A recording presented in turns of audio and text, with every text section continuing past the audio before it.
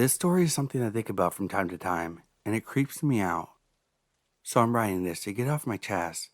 So, anyways, let's begin. Almost 3 years ago, I was 17 years old. At this point, I was accustomed to being in horrible situations, as all I had was my mother, and she could never hold down a job for long. She had her own issues to tackle, so as I grew up, we stayed in and out of roommates' houses. We never really had our own place to stay, except twice, but that didn't last long either. We would be forced into a new environment with a snap of a finger. So when I was 17, we were led into a situation where we are going to be homeless again. I was used to it at this point, as I slept on the streets more than I'd like. The day comes when we have to leave our roommate's house, and my mom is able to stay in her boyfriend's trailer. I had nowhere to go, as I have no friends at this point, as I've halted friendships because they are bad for my health and mental state, and overall, were toxic. My mom offered me to go with her, but I didn't want to, as it felt like getting in between my mom and her boyfriend. Also, her boyfriend was weird. Plus, I'm used to being on the street, and I didn't think it was going to be as bad as it was this time. So here we are. I get dropped off at McDonald's and eat some burgers before I go to sleep in the streets once more. Eventually, the sun fled and the darkness was all that remained, so I looked for a place to sleep for the night.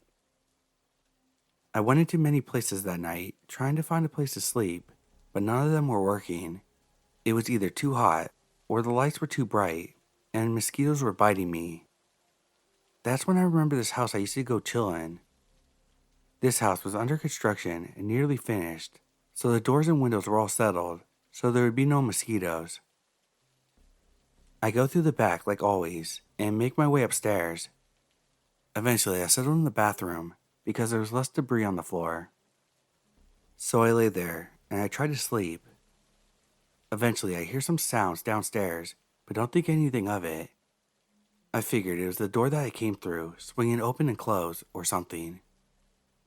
Eventually, after laying there for maybe an hour, I open my phone and I look at old photos of my life, thinking about how messed up it was that I got to this point and how I lost everything. The noises were still happening the entire time, but I paid no mind to it. Eventually, for whatever reason, I get up and go sit down on the back porch, probably because I couldn't sleep. I make my way downstairs and out the back door to the porch. I'm messing around on my phone for maybe 5 minutes when it happens. I see movement to my left from the back door that I just exited from. I glance over, and time itself freezes. At first, I thought it was illusion, but I was in fact wrong. I see a man shrouded in the darkness, peering past the wall inside to gaze at me. His lower half of his figure was behind the wall entirely, and I could not see anything but his upper half of his body. The rest of his body was leaning to the left, peeking behind the wall, almost like the man was trying not to be seen. Keeping half his body behind the wall, almost like this man was trying not to let me see his full body, as it would make his presence known. The man was a pure black silhouette, and I couldn't make out any features. After noticing him, I just sat there and stared at him for what seemed like forever, but was probably just a minute or two. I expected him to come outside and talk to me, because I normally talk to a lot of homeless people, and thought the man was just homeless. He didn't come outside though. He had not moved at all, actually. He was still as a statue, quiet as a mouse. Maybe if I hadn't noticed him, he would have stared at me the entire time. I eventually, after staring at him, got up and got on my bicycle and made my way out of the property. As I'm walking out of the backyard, I peer into the window next to the door that I saw the man in. The moonlight revealed the man was still there, only now watching me walk out of the property. I could tell because the moonlight revealed the top of the man's head, and I saw his left eye gazing at me. He was a white male, who was very tall and had a jacket on of some kind. I could not make out many details because he was cloaked in darkness. After seeing this, I just moved faster to get out of there. I got in the front of the house to the street and looked inside to see if I could see him. I couldn't. I got on my bicycle and waved goodbye to the house because I figured the man was still watching me. Then I drove away. For the rest of the night, I could not sleep. I tried 2 different spots, but both were no luck. This is where the story ends. I know I didn't have a crazy chase or a fight to the death or anything, but this was real life, and it's not the same as movies or books. I don't know what the man was doing in there. I assume he was trying to sleep like I was, but the way he was staring at me was very unnerving. It makes me wonder how long that man was in the house, and what would have happened if I actually fell asleep in that house. Would he have stared at me while I was sleeping, completely blinded to his presence, or did he have other intentions? I will never know, but now I don't go into houses like that anymore. So to the man shrouded in the darkness, let's not meet again.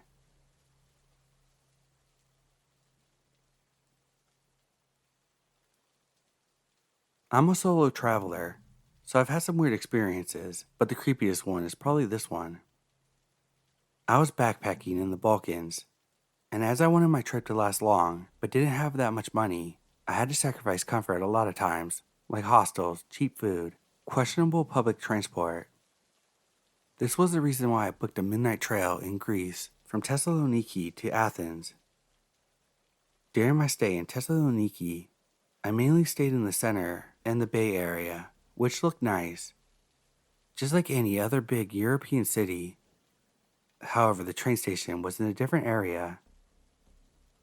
I had to check out of my hostel in the morning, so I spent the whole day in the city and the afternoon in the sketchy area where the train station was because I wanted to stay close to it so I could get there in a reasonable amount of time in the afternoon and spend the night there so I wouldn't have to walk around in that area at 11 p.m. That part of the city looked a lot less appealing. It was full of garbage, graffiti, homeless people, and sketchy, creepy people. The train station wasn't that much better. It had a semi-closed-in coffee shop. I stayed there as long as I could, but it closed at 8 p.m. While I was sitting in that coffee shop, looking down at my phone, I snapped my head around when I heard a loud noise. A guy dressed as a soldier rushed into the coffee shop, and he was looking around like he was looking for someone or something. The coffee shop was really small. It had maybe like 5 or 6 tables, and there was only one guest besides me. He saw me for sure, but didn't do anything. He went to the counter to order. He was speaking rather loudly, even though it was relatively quiet there. I found it weird, but I didn't think much of it, especially because he was speaking in Greek, which I didn't understand. The coffee shop closed at 8 p.m., so I packed up my bags and went outside. There were a lot of weird people loitering there. They didn't look like they were waiting for a train. I say this because I wanted to take a look at the tracks in advance so I would know how to get to my train in time. And when I was doing that, a train came to the station and all the people in the waiting room ran to the train, but they weren't getting on it nor greeting someone who got off. They were just walking up and down the track until the train set off. Also, they were all middle-aged men. There weren't any women or children among them. I went to the waiting area and sat down on a bench. I was a bit nervous, so I plugged in my headphones and was browsing something on my phone. However, I wanted to still be able to hear things around me, so I wasn't listening to music or anything. Which I'm glad I didn't because not too long after I sat down, I heard someone next to me saying, "Nice tattoo. Is it from Up?" I knew they said it to me because I have a tattoo of the movie Up on my forearm. So I pulled out my earphones and looked next to me. There was the soldier from before sitting next to me. It was weird that he started talking to me in English automatically, but I do have a little Hungarian flag on my backpack, which indicates that I'm not Greek. I replied to his question, and we started talking. The conversation at first was pretty normal. We were talking about tattoos and movies and traveling. When I mentioned I wanted to visit Macedonia in this trip, he got a little political and heated. He started talking about Greek politics and the relationship between Greece and Macedonia very angrily. Throughout the entire conversation, he was acting a bit weird. I can't explain why, but it looked like something was off about him. At first, I was relieved that I was next to the soldier in this sketchy place, but after a while, I started questioning if he was really a soldier or just pretending to be one. Because he was creepy, and he was consistently checking his bag, but just from the outside. It looked like there was a long object in there that could have been a gun, but if he really was a military person, that could be normal. I don't know Greek laws, if they're allowed to carry their weapons off duty or not. He asked me if I was traveling alone, and for how long I planned to stay in Athens. I answered him with honesty. I told him I was alone and didn't plan to stay for long, as I was planning on catching a ferry from there. He asked me if I would like to stay in his place for free, but I declined. He asked me a few more times, but I said no every time. Then the speakers turned on and they announced that the train to Athens would be there soon. So we both got up and started to head to the tracks. He said he needs to get his luggage from the luggage storage, so we stopped there. It was right next to the steps to the train tracks. He took out a big, old heavy suitcase, and it looked like he was even suffering from the weight. Then he really loudly slammed the storage metal door. I don't know why he did this. It was unnecessarily loud, and everyone started looking at us. It was so loud that the whole station could hear it. We then started walking up the stairs, but he stopped and said that he needed to use the restroom and asked me to wait for him there with his suitcase. He didn't even wait for my answer. He ran back to the waiting room. It was really odd. Why would he trust a stranger with his luggage and leave it with me? I stood there for a few minutes and was waiting for him, but I started contemplating if I should just leave his suitcase there because I was afraid that I would miss my train. I even thought that maybe there was a bomb inside of the suitcase. Otherwise, why else would he leave his belongings with some random girl he just met? The fact that he was acting really strange didn't help with it either. I waited a few minutes, then he showed up. He asked me once again if I wanted to stay in his place in Athens, but again, I said no. We got up to the tracks, and our train came in. He insisted on us sitting next to each other, but I didn't want to sit next to him, so I said I had a seat reservation, which was true, and that I was really tired and probably was just going to sleep the night anyways. He said he'll ask the person working on the train if I can switch seats with a reservation. He left his luggage next to me once again and went to the nearest employee. This time I didn't stay there. I got up the train and looked for my seat. Fortunately, there were a lot of people, so I blended in easily.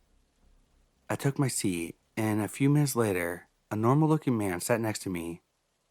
Thankfully, the soldier didn't come looking for me, and I never saw him again, not even in the Athens train station. There were even more people there. I know this situation wasn't too extreme, but it still bugs me to this day on what his intentions were. Was he really a soldier and a nice guy? Just a bit weird? With some kind of mental illness? Or a crazy psychopath pretending to be a soldier to look more trustworthy?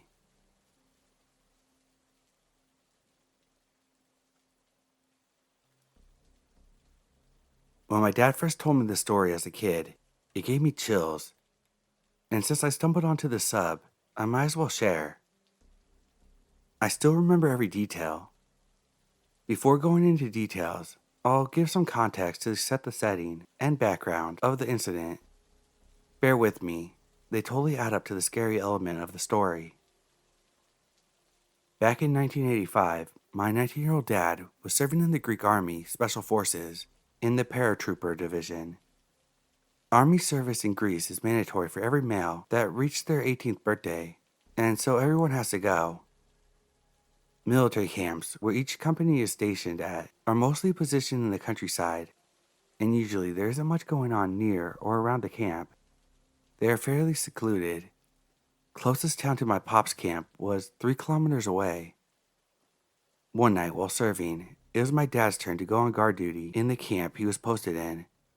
Every night, 5 or 6 soldiers were selected to go on guard duty, and they slept in the same barracks.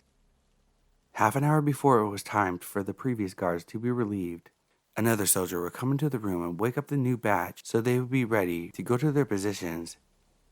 Each shift was 2 hours. The 12 to 6 a.m. shifts were the worst according to my pops. It's extremely cold in the winter, and you're half asleep, standing beside your booth, freezing your butt off while keeping watch. The only way to keep vigilant and keep warm is to take a few steps up and down. So it was 2 a.m. and my dad was standing next to his booth with his M1 rifle. Absolute silence. He could only hear the wind. He mentioned that the moon was helpful with visibility, but there's only so much you can make out at night, even with a moon, apart from dark shadows, especially at longer distances. There were some tree lines far away, but there wasn't much vegetation around the camp at all. It was more like a clearing. Everything is going well, like every other night, until a tall, dark mass appears in the path coming out of the tree line and is headed right towards my father's booth. My dad's heart starts pumping when he spots it, and said he was scared shitless at this point. The mass moves slow but steady and is closing the distance, almost like it's floating with big, slow steps. My dad does what he's instructed to do, and what every guard does in a situation like this: raises his rifle, aims, and screams, "Halt! Identify yourself." No reply. The shadow continues to approach. Second time, "Halt! Identify yourself." Nothing. He told me at this point he was certain that he was seeing ghosts in real life. He says he thought to himself, let's see if a ghost can die. Before he engages, he screams the code word that raises the alarm. The way it works is the next guard in the next booth that's 100 meters away will hear the scream, then scream himself, and with a chain reaction like that, the alarm goes off from booth to booth and reaches patrol. The patrol is an officer with 5 soldiers that make their rounds between the booths every night and make sure everything is okay with the guards. If you're caught sleeping or away from your post by these guys, RIP. They are also ones to investigate an alarm. Only problem is patrol might take a while to get to the booth that raised the alarm, as they don't know which one it is, and it might be far from the right one. They run double time through every booth until they locate the original source of alarm. My dad hears the other guys screaming, and he knows the alarm has been raised. He knows that patrol is going to be there in a few minutes. He also knows that the penalty of falsely raising an alarm is prison. Prison means a soldier gets X amount of days added to their service. The service back then was 2 years plus prison days that have been added to the soldier along the way from penalties. They don't actually lock you up in cells unless you've committed an actual crime. Then the military police come in. But he doesn't have minutes. The eerie figure is 50 meters away and closing. He's ready to fire. Then he hears, "Relax," followed by my dad's last name. It's me. Another soldier covered in a black blanket that knew my dad was trying to sneak back into camp at night after having fun in the nearest town without permission. He was holding a bottle of liquor too, and was fairly drunk. My dad let him through, but he knew he was about to get a serious amount of prison time for falsely raising an alarm. Once patrol figured out it was his booth that the alarm was raised from. The patrol gets there. My dad doesn't snitch on the drunk guy. The officer tells him they'll see each other the next morning. Next day in line, where the penalties are being announced by the officers, my dad is waiting to hear his name called, but they never mentioned him. Even though an alarm raise is extremely rare to happen, no one tells him anything. Turns out the patrol officer and the ghost were buddies. The guy sneaking in told the lieutenant what happened, and not to mention my dad. The officer apparently pulled some strings, and the whole incident was like it never happened. Happy end after all. Hope you enjoyed.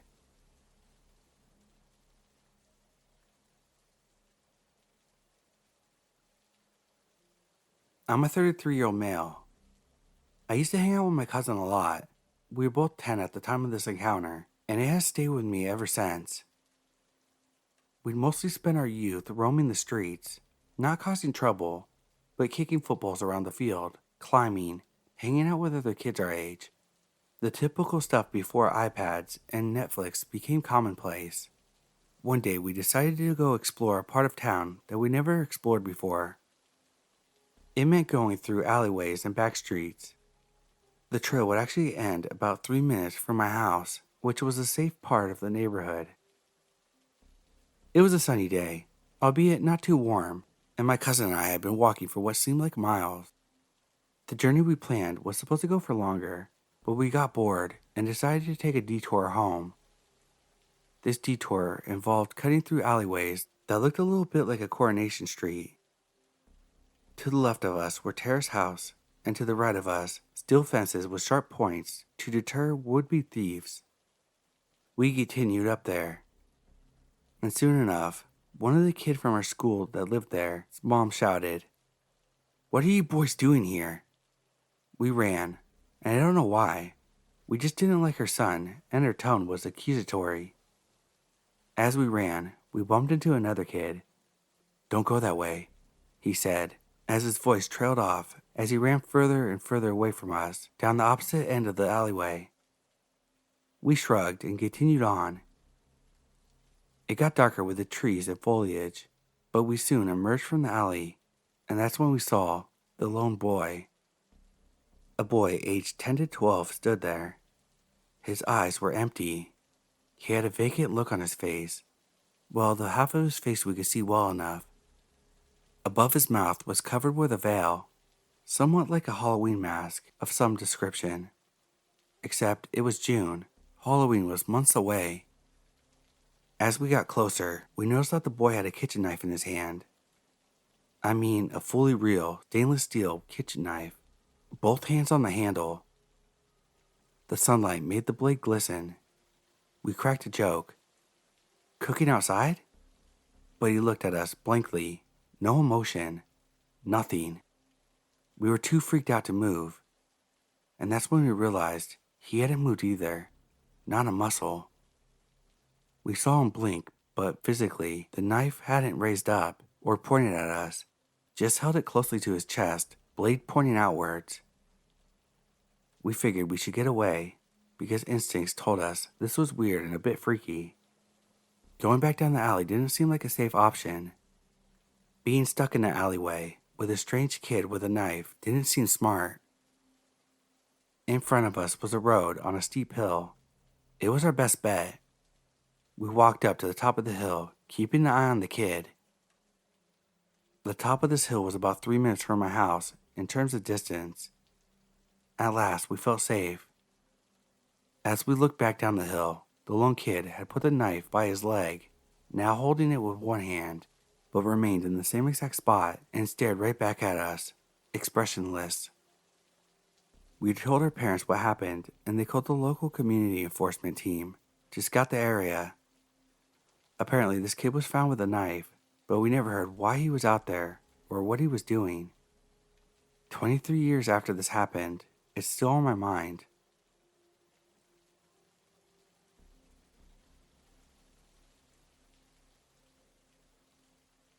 My name is Slade.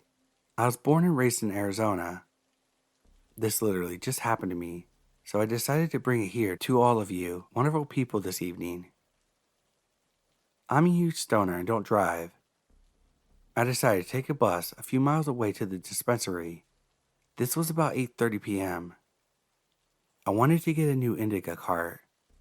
Purple Punch is my new favorite by far. I got it, walked back towards the bus stop to go back home. As I walked to the bench, I noticed a guy sitting there. I didn't think much of it. I'm antisocial, so I always go into any social setting ready to be absolutely silent. However, I didn't get the chance this time, because as I'm sitting there, he starts asking me something, but I had my headphones on, so I couldn't quite hear what he said. I took my headphones off and asked, "What was that?" And he responds, "Do you want to get your hair cut?" While staring at me, very wide eyes, not blinking. If I'm a betting man, I'd say that he was on something. I definitely wasn't expecting that question, so I awkwardly said, no, I'm alright. I then realized he was wearing an Arizona Cardinals jersey, and I just so happened to be an Arizona Cardinals fan. So since my entire socializing ability revolves around sports, I decided to ask, "Are you an Arizona Cardinals fan?" He then looks at me funny for a split second. "No, I just got this a few minutes ago," he says. I then asked, "Ah, so how long have you been cutting hair?" Without blinking, he answered, "Just picked it up a few months ago." "Who taught you to cut hair?" I asked, even more sketched out at this point. His eyes shifted, and then he says, "I learned on my own. Come on, man, let me touch you up in the back." Mind you, he was consistently pushing to cut my hair throughout this conversation. I even told him, like, "Yo, I don't have cash on me right now," indicating that I couldn't even pay for the services if I wanted it. But he just answers with, "That's no problem. I got my clippers in my bag. Come on." So, I decided to just be real with this guy. "Listen, I'm real sorry. I just don't feel comfortable getting haircuts from people I don't know. And like at night and shit, you feel me?" This dude never changed facial expressions the entire interaction. He finally goes, "True that," and continues to glare into my soul. I decided in that moment it was time for me to get the fuck out of there. Luckily, this bus was right in front of our local Circle K, so I just walked in there for a few minutes, just to kill time, because unfortunately, bus wasn't showing up for another 17 minutes. I didn't want to stay long because I didn't want the employees to think that I was stealing their shit. Granted, I had a pretty good reason to go inside at the time. So I waited about 6 or 7 minutes, and literally as I'm walking out, there I see the haircut guy walking in, still staring at me. Luckily, I walked past him, and I fucking noped it out of there to the bus stop down the street. Bus finally got there. I saw the dude at the back of the bus, but he didn't bother me anymore, and I made sure to keep my eyes to the complete opposite of his direction the entire time. I tend to overthink most social situations I'm in, even if they're extremely quick. But how would you have handled this situation? Would you have let this guy cut your hair? Am I weird for acting the way I did?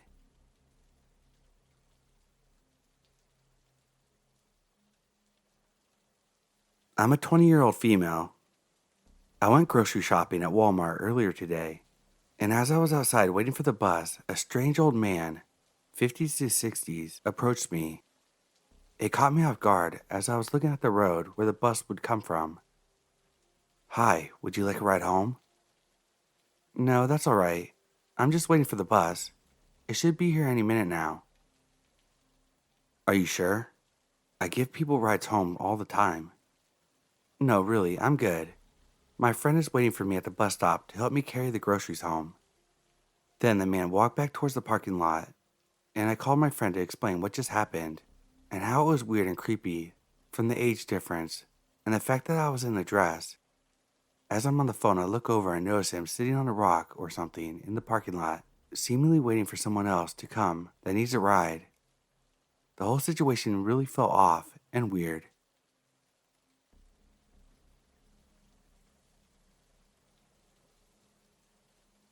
I was driving home from house sitting in another city. It takes me about 6 hours to do this drive on my motorcycle because I have to pull over regularly to massage the feeling back into my butt and stretch my legs. I left around 11 a.m. and missed the weather alert with thunderstorm warnings along my route. This road takes me through the mountain passes with a lot of hairpin turns. Normal speed is 80 kilometers per hour, and a couple of these turns have posted speeds going as low as 30 kilometers per hour. It's hailing and pouring rain, full-on thunderstorm weather. I'm doing my best to keep to the speed limit while also being safe, and there's nowhere to pull over and wait it out, and not that many passing lanes. On the last hairpin turn, I slow down and take it at the posted speed. A huge truck that has been behind me for about 15 minutes pulls into the oncoming lane illegally and speeds up next to me, laying on the horn. It's a blind corner. He sees oncoming traffic coming at him. Instead of doing the smart thing and slowing down to get back behind me, he decides to gun it. If I hadn't downshifted when I realized what he was going to do, he would have nailed me with his 30-foot trailer he was dragging behind him, sending me flying off the cliff next to us. The next town is about 20 minutes away. I pulled to the gas station to dry out a little bit and calm down. After what just happened, I watched him drive away. After 2 hours, I pull into a fruit stand and grab a snack and take a break. This is 3 towns further down the highway. Lo and behold, he sees me on my motorcycle and pulls in to have a go at me, yells at me, and tells me he had to teach me a lesson for slowing down on the highway. When I asked him what he would have done if he would have killed me, he told me it would have been my fault, and he would have a laugh as I went over the cliff. So yeah, guy who tried to run me off a cliff, let's not meet again.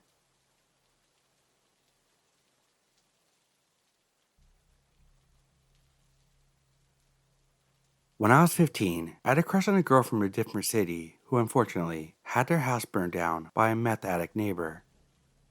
She called me immediately to let me know what just happened, and I told her I was going to go as soon as I could. I really meant it because after I got off the phone, I changed my clothes and snuck out of the house.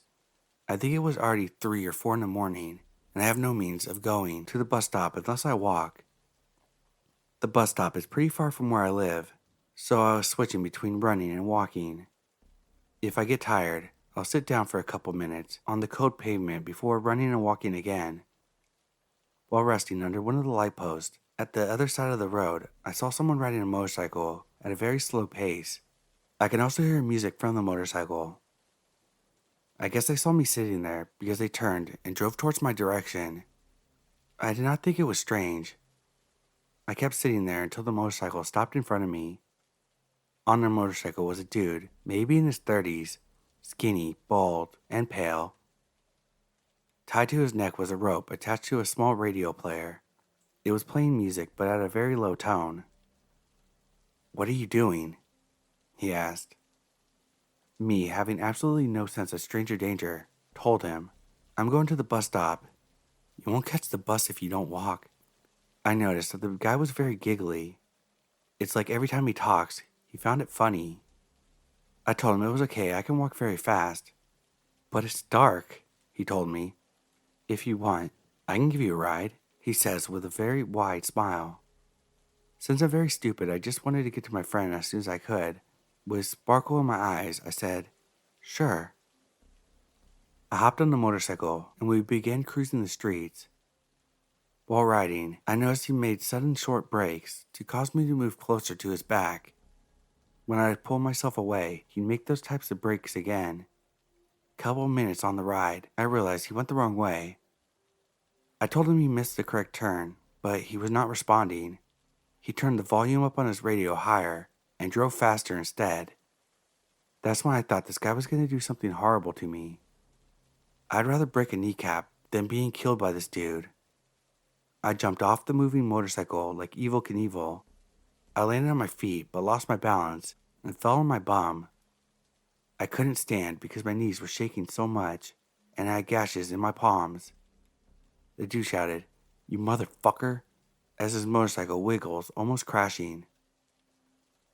I thought to myself, if this guy turns around, I'm absolutely gonna die tonight. Thankfully, he kept driving. Even limping, I managed to walk towards the bus stop. I still went to visit the girl to make sure she was okay.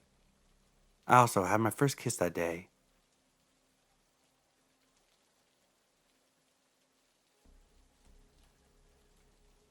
I needed advice on what to do in this rather strange situation. Last night, after a party, a guy who was a friend of a friend offered to drop me off at home. I was hesitant and wanted to book an Uber, but he insisted on driving me home. The problem was, I was feeling quite drunk and out of sorts. When we got to the parking lot, he sat in the car with me, turned off the lights, and said he wanted to wait for a few minutes since he was feeling a little too high. I got scared and said I would go out and wait, but he convinced me not to, and even discouraged me from booking an Uber.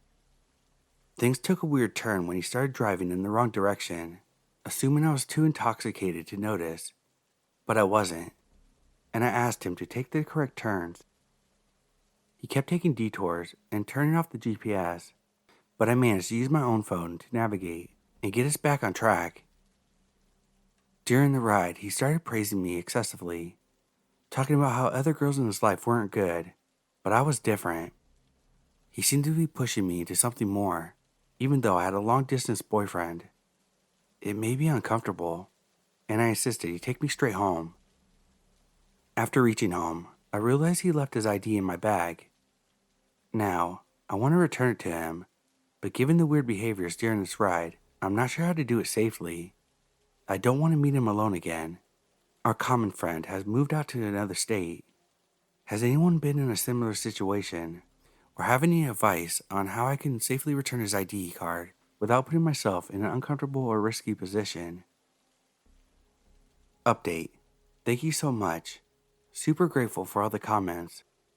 I understand how some of you said there's no need to agree with him on dropping you off. The problem is this happened to me the first time, and I didn't have to be assertive till now. I hadn't been put in that situation before, so I didn't really know how to deal with it. I just went with it like I'm dealing with a simple friend. I know this is not the time to be innocent, and I should have known better, but I take it as a lesson for life. About the ID, I did drop it off at a friend's place and asked him to take it from there. He seemed to have realized, but wants to not talk about it. He asked me to hang out again.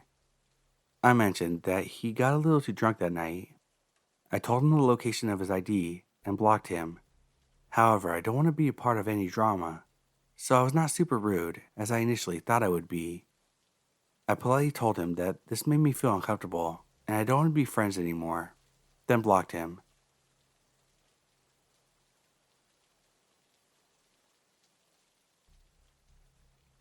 A few years ago, I worked in a busy but dangerous area of Rio de Janeiro.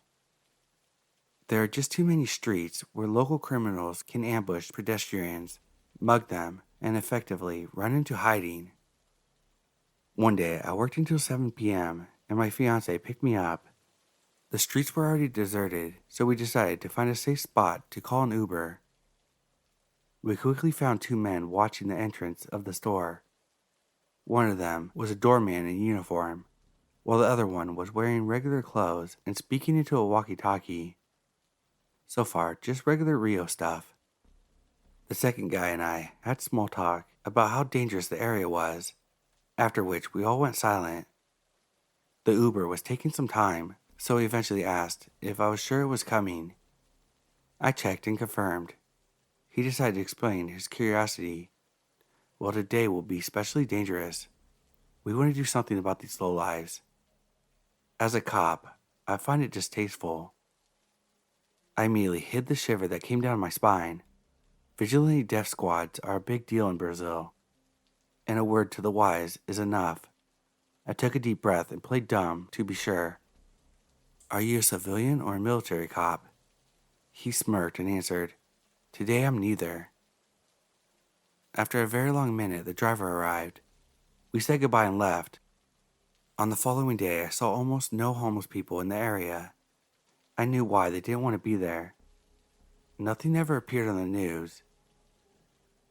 Edit, I see this post may have lacked some context. Massacres like this are reported in Rio pretty much on a weekly basis.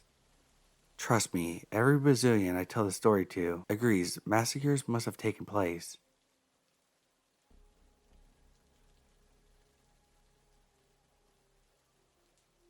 When I was around 10, I ran away from home. My ex-stepfather and his wife took me away in the mountains to hide me. Everything was fine until my stepdad's friend came to our camp. I'm not sure why my stepdad and his wife left, but they did, leaving me alone with his friend. All during my life I had been warned that this guy liked his girls young, and not to be alone with him. Yet here I was, miles from help with this older dude getting creepier and creepier in his comments and actions. I waited for him to step out and take a leak, and I grabbed the horse that I had been assigned and went to hide in the woods. I got far enough away where I couldn't be seen, and hunkered down to wait for the safe adults to come back. I could see the guy hunting around for me, but he couldn't see me. It was dark, and luckily my horse stayed quiet. I don't know for certain what the guy wanted, but I'm really glad my instincts led me into the woods and away from him.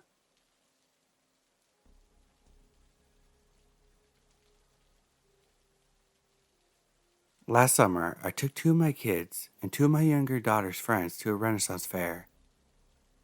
As we were leaving, the girls, 15, 15, and 16, were walking ahead of us when I see a man approach them and appear to ask them to take their picture. He had camera equipment, so my first thought was that he was with a fair, taking pictures to be sold. When I got closer to them, I realized that he didn't have an employee shirt on or any indication of who he was. I stopped him from taking the picture and politely asked why he was taking a picture of my girls. Just one was mine, but he didn't need to know that. He had the gall to say, well, first of all, because I said I could, and turned his back to me. Wrong thing to do. I stepped in front of him and said, absolutely not. You're not taking pictures of them. The girls were confused, and the dude tried to motion to them to step to the side. I raised my voice to make a scene and said, you're not taking photos of my girls. He asked which one of them was mine. I glared at him with my best teacher glare and said, all of them. He shook his head and started to walk off, then turned to hand them a business card and said to call him. I grabbed them out of his hand and told him to leave. He stormed off. The card had perforations on the edges and looked like he had just made them at home. They advertised him as a modeling agent with a number. The kids wanted to know why I was so mean to him. They also assured me that he was with a fair.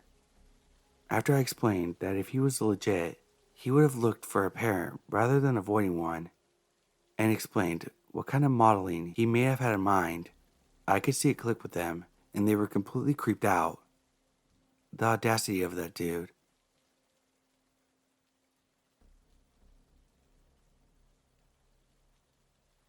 Tonight, I was walking into the corner store to get some chips and soda. Halfway there, I realized it was closed, so I turned around to go home. I noticed a car drive past me. No big deal. Cars pass by on the street all the time, but then the car turned behind me to go down a street. Then I went on my way. Just a few minutes ago, I see the same car by my neighbor's house next door. I ducked and walked towards my house, and that person revved up his car and sped off. Was I about to get kidnapped or worse?